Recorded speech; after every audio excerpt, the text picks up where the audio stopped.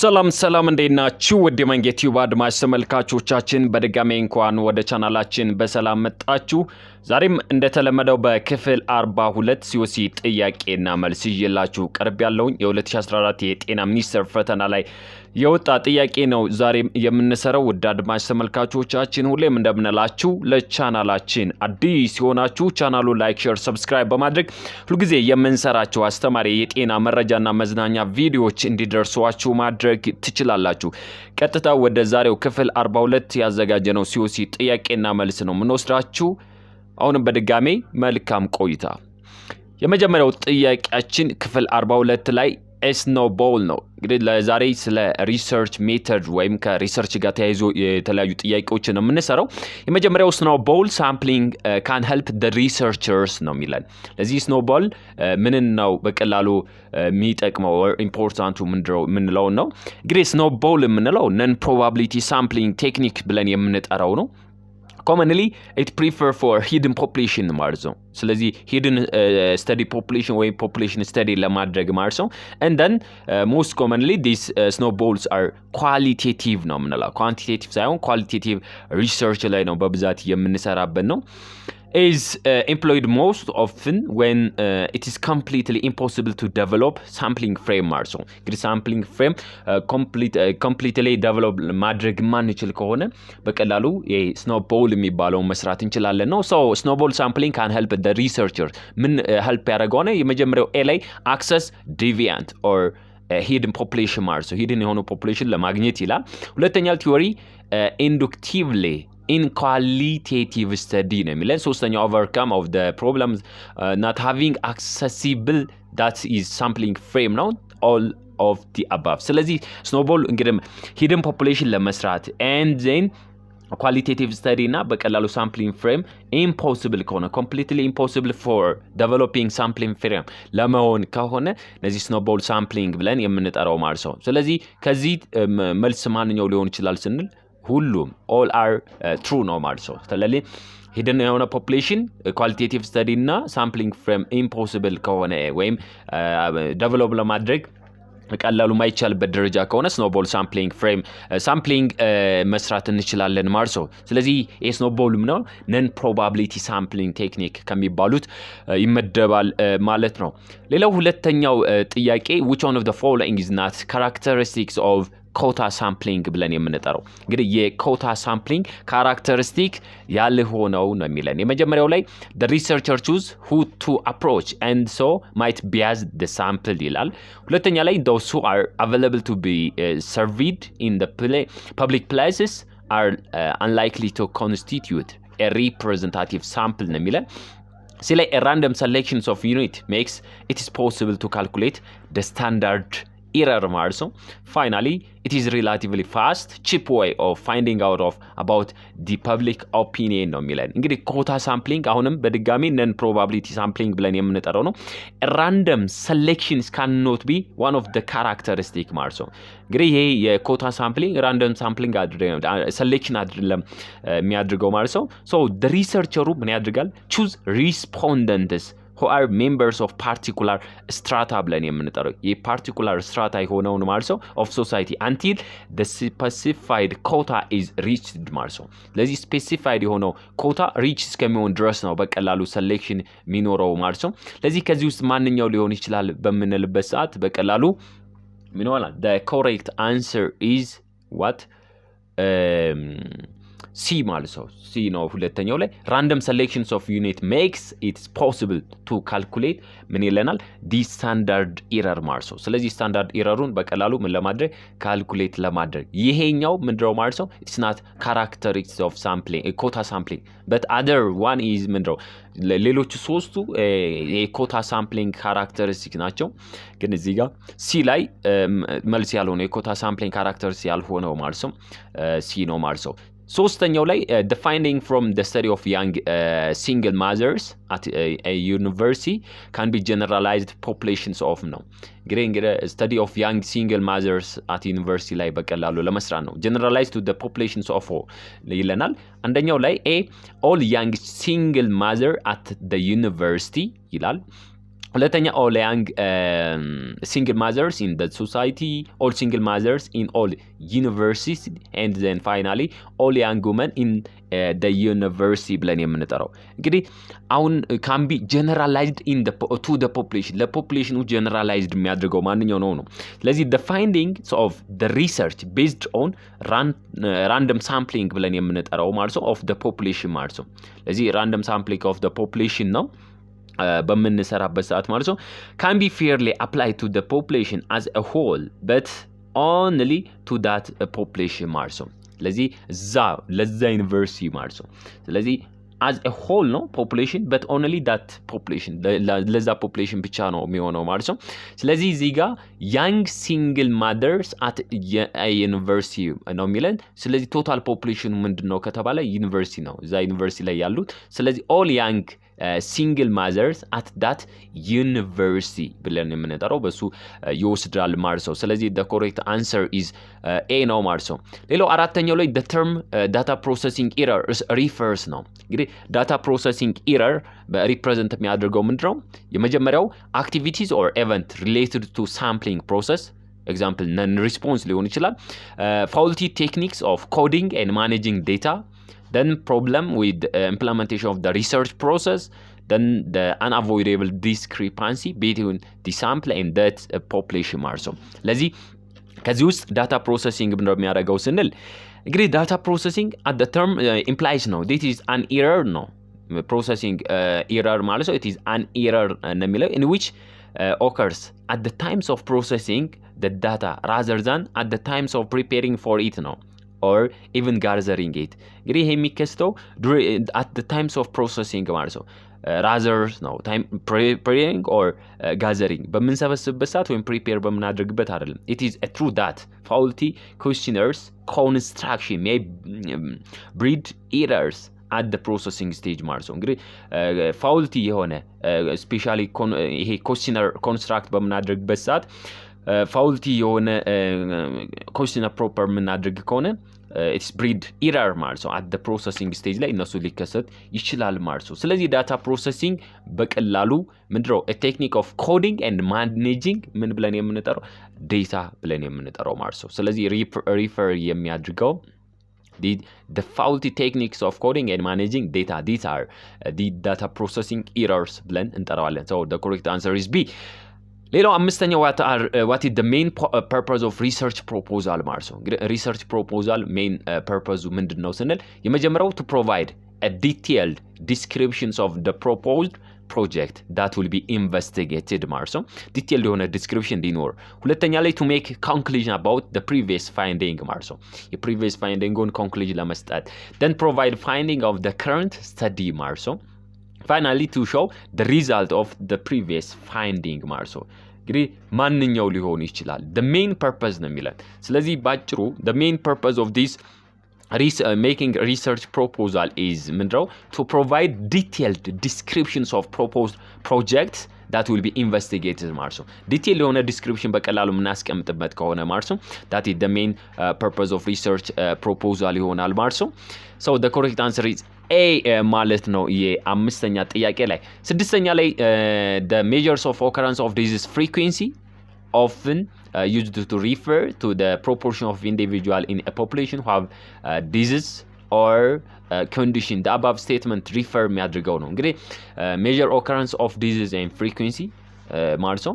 at the proportions of individual in the population who have disease or condition ማለት ነው ለዚህ ያለ ማድረግ ምንጠቀ risk prevalence odds ratio and relative ratio ብለን የምንጠራው ማለት ነው ስድስተኛው ላይ ለዚህ ከዚህ ውስጥ ማንኛው ሊሆን ይችላል ነው እንግዲህ odds ratio ማለት ወይም OR ብለን የምንጠራው ማለት ነው it is a measure of association between an exposure and outcome ነው ስለዚህ exposure እና outcome በቀላሉ associate የሚያደርግልን ማለት ነው ወይንም ይሄ OR ምንለው represent the odds ነው that an outcome will occurs in a given particular exposure ስለዚህ an outcome ምንም ያደርገው ማለት ነው happen የሚሆነው occur የሚሆነው in a given particular exposure compared to the odds of outcome occurring in the absence of exposure ማለት ነው ስለዚህ በቀላሉ እሱን ኮምፔር የሚያደርግልን ነው ማለት ነው ይህም ኦድስ ሬሽዮ ሞስት ኮመንሊ ዩዝስ ፎር ሪትሮስፔክቲቭ ብለን የምንጠራው ባክዋርድ ነው።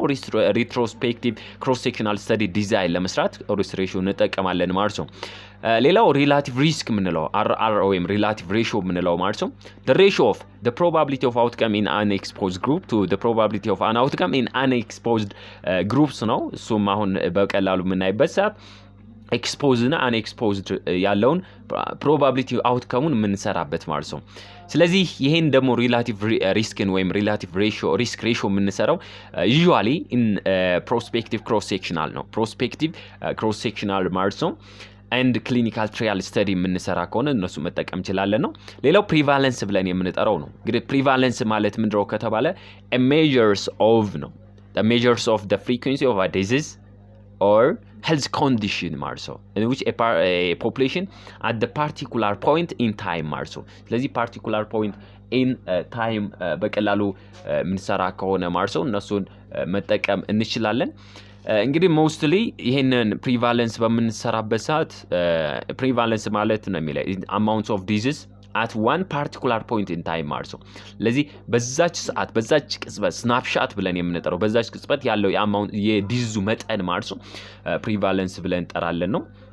ስንሰራ ሞስት ኮመንሊ ይሄን ፕሪቫለንስን የምንሰራው እንዴት ነው ከተባለ ፕሪቫለንስ ኢኳልስ ቱ numbers of population with disease ነው ሲካፈል numbers of population in the numbers of people in the population ማለት ነው። እንግዲህ numbers of people with disease እና numbers of people with population ማለት ነው disease ለፖፑሌሽን ሲካፈል ሲባዛ በ100% ነው የምናደርገው። so the numbers of people in the sample with the character of interest of divide by the numbers of the total numbers of people with the sample ማለት ነው that includes both new and existing cases of disease ማለት ነው። ስለዚህ new እና existing የሆነ case of disease በቀላሉ ምን የሚያደርግ ከሆነ include ያደርጋል ፕሪቫለንስ ስንመጣ አዲስም ኤግዚስት የነበረውንም በቀላሉ የምንሰራበት ከሆነ ነው። ለምሳሌ ኤግዛምፕል በ1980 ነው ፍሬግማን ብለን የምንጠራው her study examine ነው 2477 ሳብጀክቶች for cataract ማለት ነው and found that ነው 310 የሚሆኑ had them and then the prevalence was 310 ለ2477 ነው። ለዚህ ማለት 0.125 ሲባዛ በመቶ ነው። ፕሪቫለንሱ በምናይበት ሰዓት 12.5% ምን አለው ፕሪቫለንስ አለው ብለን እንጠራለን ማለት ነው። ኢንሲደንስ የምንለው ኒው ኬዝ ነው ሲካፈል ለፖፑሌሽን ታይምስ ታይም ፍሬም ማለት ነው። እነሱን በቀላሉ መስራት እንችላለን ማለት ነው። ለምሳሌ you watch a group of 5000 people in your town ነው። እንግዲህ በታውናችን እንደዛ ቢሆን during a 5 years period ነው 25 individual are newly diagnosed with DM ነው። ስለዚህ ታይም ኢንተርቫል ፍሬም አለው ማለት ነው። ያ ስለዚህ 25ቷ ምንድናት ማለት ነው ኢንሲደንስ ብለን እንጠራለን ማለት ነው። ስለዚህ which is measures the numbers of newly diagnosed case within a particular time period ማለት ነው። within a particular time period በቀላሉ የnumbers of newly diagnosed individual caseን በቀላሉ የምናይበት ከሆነ ማለት ነው ያ ኢንሲደንስ ብለን እንጠራለን ነው። ሪስክ የምንለው is an predictions of probable outcome based on evidence from previous experience ማለት ነው። probable outcome based prediction ነው የምንሰራው ማለት ነው። እሱ ሪስክ ብለን እንጠራለን። ስለዚህ ከዚህ ጋር እንግዲህ ማንኛውን ነው የምንጠቀመው most commonly በምንሰራበት ሰዓት ማንኛው ሊሆን ይችላል ስንል occurrence and disease frequency often used through proportions of the individuals have disease or condition ማለት ያለውን እሱን የምናይበት ማንኛው ነው። ስለዚህ ባጭሩ prevalence ብለን እንጠራለን ማለት ነው። the amounts ብለን የምንጠራው ማለት ነው the amounts of disease at one particular point in time ማለት ነው። ስለዚህ correct answer is B።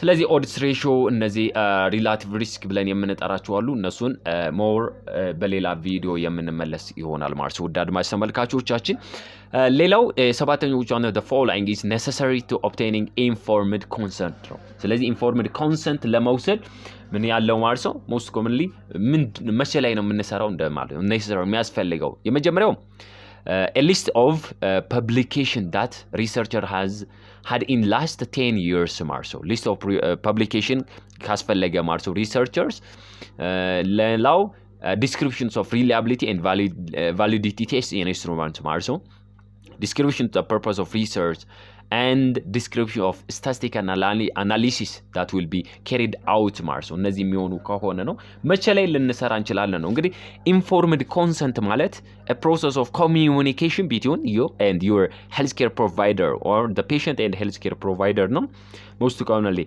that often leads to agreement or permission for care treatment and service ለሰርቪስ ለትሪትመንት ለኬር በቀላሉ permission or agreement የምንወስድበት ማለት ነው እንግዲህ informed consent ላይ every patient has right to get information and ask a question before procedures and treatment ማለት ነው እንግዲህ ከትሪትመንቱ ወይም ከፕሮሲጀሩ ቀድሞ ምን ማድረግ አለበት ማለት ነው ኢንፎርሜሽን ማግኘት አለበት then የተለያዩ ጥያቄዎችን መጠየቅ አለበት ነው ፐርፖዙ ምንድነው ከተባለ is the process which healthcare provider educate the patient about the risk benefit and alternatives of a given procedure ስለተሰጠው procedure እና intervention ማለት ነው so no so the patient must be competent to make a voluntary decision about whether her to undergo the procedure or intervention ነው እንግዲህ competent መሆን አለበት ማለት ነው በቀላሉ ያማይሆን ከሆነ cannot ምንድነው ማለት ነው gives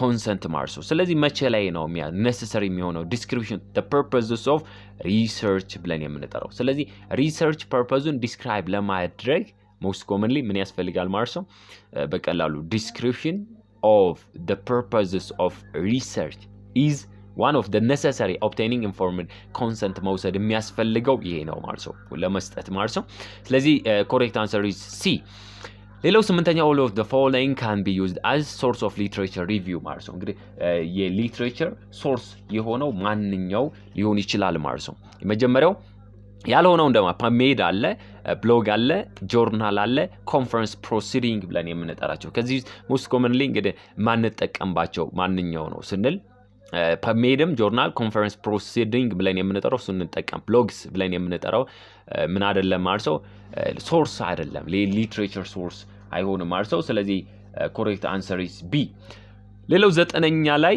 which one of the following can be source for literature review አሁንም ለሊትሬቸር ሪቪው ሶርስ የሆነው ጆርናል articles books dissertation and all of the above ብለን የምንጠራው ስለዚህ following literature review source የሆነው ምንድነው ስንል እነዚህ ሁሉም ሶርስ ናቸው ማለት ነው ጆርናልን ቦክስ dissertation ብለን የምንጠራቸው በሙሉ እሱም ማየት ያስፈልጋል ማለት ነው እነሱ ማየት ያስፈልጋል ማለት ነው ውድ አድማጭ ተመልካቾቻችን ሌላው all of the following component must be included in a research proposal ማለት ነው ሪሰርች ፕሮፖዛል ላይ በቀላሉ ምን የሚሆኑ ማለት ነው ኢንክሉድ የሚሆኑት ማናቸው ሃይፖቴሲስ ሜቶዶሎጂ ባይብሎግራፊ ብለን የምንጠራው and abstract ይለናል ማለት ነው እንግዲህ components of research proposal የሚለን research proposal ላይ ስንሰራ እንግዲህ ታይትል ይኖራል cover page summary ብለን የምንጠራው አለ ማለት ነው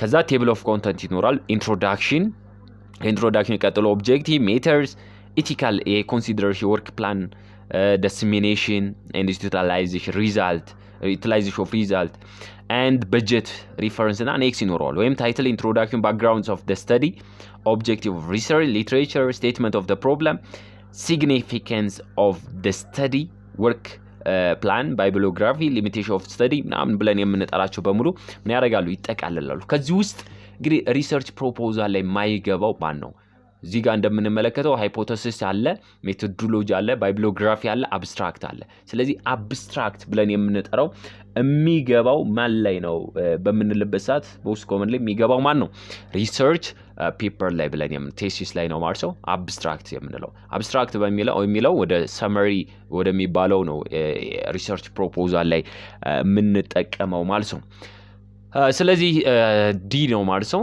ሌላው which methods of citation in preparing literature review is Vancouver's ብለን የምንጠራቸው እንግዲህ ሊትሬቸርን በምንወስድበት ሰዓት ሃርቫርድ እና ኮመንሊ ማለት ነው ሃርቫርድ እና ቫንኮቨር ብለን የምንጠራቸው አሉ ማለት ነው ከዚህ ውስጥ ማን ሊሆን ይችላል ነው ቫንኮቨር የሆነው ሲስተር አብርሃም ጂኤች ሰርቬይ ሜተድ ኢን ኮሚኒቲ ሜዲሲን ምናምን ይላል እነሱ ኤ ላይ ቢ ላውሪያ ዲቢ ኤመርጂንግ ኤንድ ሪኤመርጂንግ ኢንፌክሽንስ ብለን የምናስቀምጠው አለ ቶድ ጄ ባሮንጎ ምናምን እያለ የሚያስቀምጥ አለ ማለት ነው። እንግዲህ ከዛ ውስጥ ማንኛውና ዲ ላይ እንደዚህ የምጠቀም all of the above ነው። እንግዲህ ቫንኮቨር ሲስተም ስንጠቀም ነው። ቫንኮቨር ሲስተም ስንጠቀም የመጀመሪያው አውተሩ ነው። አውተሩ እናስቀምጣለን ማለት ነው። ከዛ ሰርኔም ፎሎድ ባይ ምንድነው ኢንስቲትዩሽን ብለን የምንጠራው ነው ማለት ነው። ኢኒሺያልስ ነው እንጂ ፎሎድ ባይ ኢኒሺያል ነው። ከዛ ታይትልስ የአርቲክሉ ታይትል እናስቀምጣለን። ከዛም በኋላ the names of journal year volume እያለን እናስቀምጣለን ማለት ነው። ቫንኮቨር ሲስተም ስንመጣ ስለዚህ ከዚህ ውስጥ ማንኛው ነው የምንጠቀመው ስንል most commonly ቶጄ and ባሮንጎ ብለን የምንጠራው ማለት ነው። then outer እና surname ብለን የምንጠራው ማለት ነው በኢኒሺያሉ ነው። then ከዛም በኋላ epidemiological method እያለ ይመጣል። ያ ማለት titles of the article ማለት ነው። ከዛን በኋላ ምን ያድርጋል ማለት ነው የጆርናሉ ማለት ነው። ኔም ኦፍ ጆርናሉ በቀላሉ ይቀመጣል ማለት ነው። ኤንጄ ወሽሚ ምናምን ብለን የምንጠራው ያ ጆርናሉ ኔም ነው። ከዛም በኋላ በቀላሉ ይር ይቀመጣል ማለት ነው። ይር ይቀመጣል ማለት ነው። HIV ፕሪቨንሽን ምናምን ይላል ዲስትሪክት ሌቭል አፕሮች ከዛ ይር ቮሊዩም ይቀመጣል ማለት ነው። ከዛ ፔጅ ነምበርስ እንደዚህ የሚቀመጥ ከሆነ ይሄ ቫንኮቨር ሲስተም ብለን የምንጠራው ነው ማለት ነው። ስለዚህ ከዚህ ውስጥ በቫንኮቨር ሲስተም የተቀመጠው ማንኛው ነው ስንል ሲ ላይ ያለው ላይ ማለት ነው 11ኛው ላይ ሁሉም ማለት ነው። ስለዚህ ይሄ ላውራም ብለን የምንጠራው አብርሃም ብለን የምንጠራው አቀማመጣቸው በምንድነው በቫንኮቨር ሲስተም የተቀመጡ ናቸው። ስለዚህ all of the above ማለት ነው ሁሉም ማለት ነው በቫንኮቨር የተቀመጡ ይሆናሉ ማለት ነው። ስለዚህ ሞር እንግዲህ ስለ ሊትሬቸር ወይም ስለ ቫንኮቨር ሲስተሞች ምን ማድረግ ሪሰርች ሜተርስ መጽሐፎችን እና የተለያዩ ዶክመንቶችን ፓወርፖይንቶችን ሪፈር ማድረግ ያስፈልጋል ማለት ነው። ስለዚህ እዚህ ጋር ሁሉም ቫንኮቨር ሲስተሞች ናቸው። 12ኛው ሜተርስ ኦፍ ሳይቴሽን ፕሪፔሪንግ ሊትሬቸር ሪቪው ሃርቫርድ ሲስተም ማለት ነው። እንግዲህ ሃርቫርድ ሲስተም የሆነው ከነዚህ ውስጥ ማንኛው ሊሆን ይችላል ነው። እንግዲህ ሃርቫርድ ሲስተም ስንጠቀም ኢን ጆርናል ኤንድ ቡክ at is common to put the year between the bracket ማለት ነው straight after the names of author ማለት ነው። ስለዚህ ከአውተሩ ኔም ቀጥሎ በቀላሉ የጆርናል ቡኩ ምን ይሆናል ማለት ነው ይር ይቀመጣል ማለት ነው። ያ የሚቀመጥ ከሆነ ምን ብለን እንጠራለን ነው ሃርቫርድ ሲስተም ብለን የምንጠራው ማለት ነው። ስለዚህ አሁን እዚህ ጋር እንደምንመለከተው የሃርቫርድ ሲስተም የተቀመጠው ምንድነው ከአውተሩ ቀጥሎ ማን በብራኬት ኔም ይር ፐብሊኬሽን ብለን የምንጠራው ኮመን ማለት ነው ጆርናሉ ይር ይቀመጣል ነው። ስለዚህ ቢ the correct answer የ13ኛው እና የመጨረሻው which one of the following is not an ethical guideline for conducting research in with human ማለት ነው። ethical guideline ያልሆነው ማንኛው ነው? telling participant they are free to withdraw at any time ይላል። keeping participant identify anonymous ብለን የምንጠራው telling participant they must continue until the study be completed and getting informed concern for participant ነው። እንግዲህ ethical consideration ማለት professional obligation ነው to safeguard the safety of the study subject ነው። ስለዚህ study subjectን በቀላሉ ሴፍቲ ምን ማድረግ መጠበቅ ማለት ነው ያ obligation ግዴታ ማለት ነው ethical consideration ብለን እንጠራለን። ስለዚህ ከዚህ ውስጥ ምንድነው ያለው ነው telling participants they must continue until the study has been completed is not ምንድነው ethical guideline የዚህ ምን አይደለም ማለት ነው ethical guideline አይደለም። ስለዚህ ያለው ነው ስንል ሲ ላይ ያለው ሌሎቹ ምንድናቸው ethical guideline ናቸው ማለት ነው። ስለዚህ ውድ አድማጭ ተመልካቾቻችን ለዛሬ ይዤላችሁ የቀረብኩት 13 ሪሰርች ሜቶዶሎጂ ጋር የተያዙ COC ጥያቄና መልስ 2014 ላይ ከተፈተኗቸው ይሄን ይመስል ነበረ። በድጋሜ ለቻናላችን አዲስ ሆናችሁ ቻናሉ ላይክ ሼር ሰብስክራይብ በማድረግ ሁሉ ጊዜ የምንሰራችሁ አስተማሪ የጤና መረጃና መዝናኛ ቪዲዮዎች እንዲደርሷችሁ በድጋሜ ማድረግ ትችላላችሁ። ለዛሬ ይዤላችሁ የቀረብኩት አስተማሪ ጤና መረጃና ቪዲዮ ይሄን ይመስል ነበረ። መንጌ ነበርኩኝ። ሰላም ሁኑልኝ።